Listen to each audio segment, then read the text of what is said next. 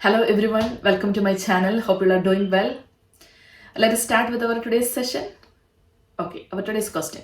The nurse receives handoff report on assigned clients. Which client should the nurse assess first? So this is also a priority based question. So in this type of questions we'll be getting four options. So these options will be like four patient scenarios.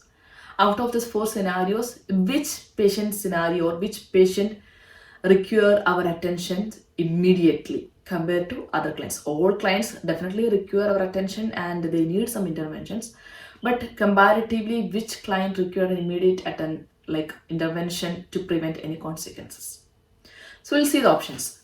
Option 1, client 1 day post femoral popliteal bypass surgery who now has a non-palpable pedal pulse present only with a Doppler.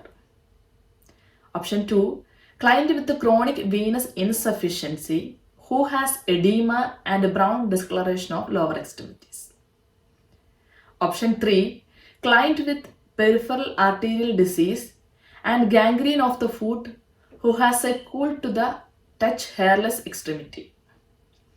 Option 4, client with peripheral arterial disease who reports severe cramping pain in the calf with activities such as walking.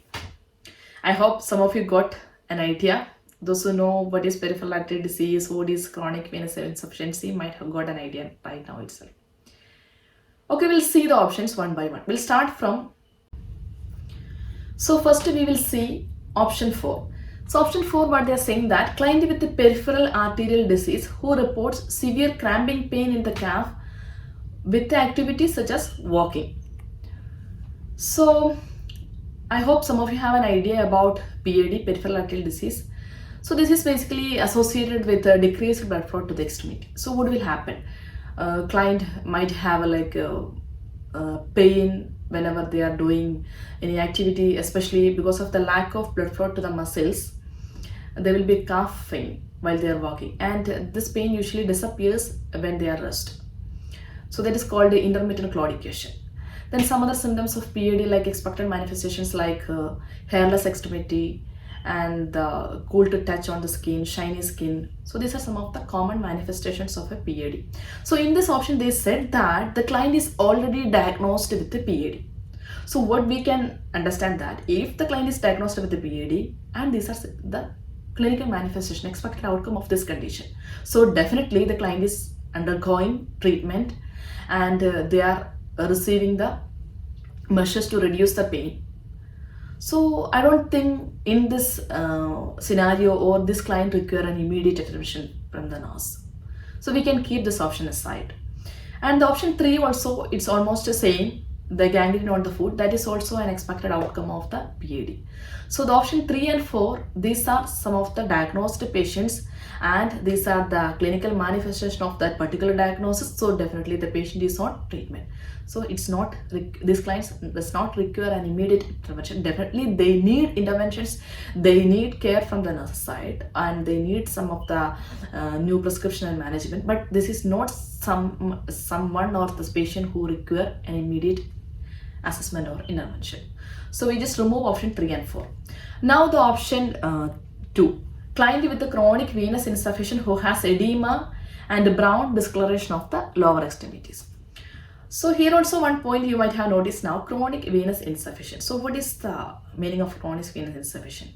So in the scenario, the client is inability of the vein to pump the blood back to the heart. So what will happen? The blood will be accumulating or the venous stasis and increased hydrostatic pressure. So what will happen? There will be edema and thick skin and the client definitely have the other expected manifestations of these conditions. So here we know that this client also receiving treatment. So do you think this client require an immediate assessment or intervention at present or no? So out of these four options, option 2, 3 and 4, you can notice that there are some similarities. The clients are already diagnosed and the symptoms what is showing along with that is the expected symptoms. If it is an unexpected, definitely we have to take care. We have to go with the priority options. But it is unexpected and the thing After diagnosis, definitely the client is on treatment. So now we have removed all the three options. So what will be your answer? Option number 1, the client who has undergone popliteal bypass surgery. So what do you mean by popliteal bypass surgery? So it's a procedure in which like the circumventing a blockage in the femoral artery, and this will be done by a synthetic or autogenous graft to restore the blood flow. So the scenario what is showing that after the procedure, it's almost 1 day, it is unable to palpate the pedal pulse. It can only allocate or find out with the Doppler. So what do you mean by that? Definitely there is some problem occur in the blood flow. That's why we can't able to assess or palpate the pedal pulse, which means compromised blood flow to the extremity, or it could be some kind of occlusion, graft occlusion, and it is almost 1 day. So what the nurse should do, if she notice in this scenario, definitely she should inform the HCP and require an immediate intervention. We know that after this kind of procedures, definitely we will check the peripheral pulses, the pedal pulse, and we'll check the skin, how it is, the color, temperature, and pain, movement, everything we will be checking. So when we are going with this routine checkup, will we can find out some, maybe the capillary refill time more, or the client might have too much pain, and the skin color might be changing, and the skin temperature, the pulse might be absent. So these are some of the unexpected outcomes or the complications of these kind of procedures.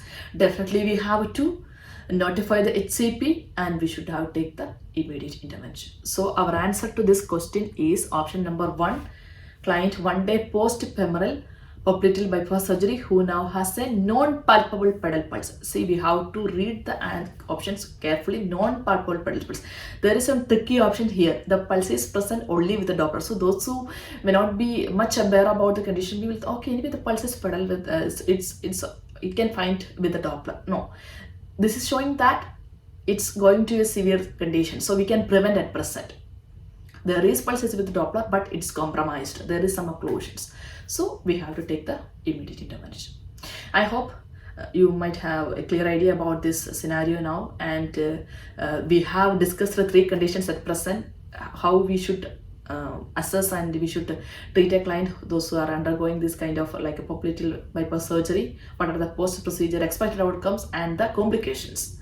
Then we study what is chronic venous insufficiency, some of the common clinical manifestation, and what is PAD, and what are some of the common clinical manifestations of PAD. So if you will clearly understand this aspect, I can tell you that if you will find any of the questions related to any of these 3 scenarios, definitely you will be able to answer correctly. So I wish you all the best. See you.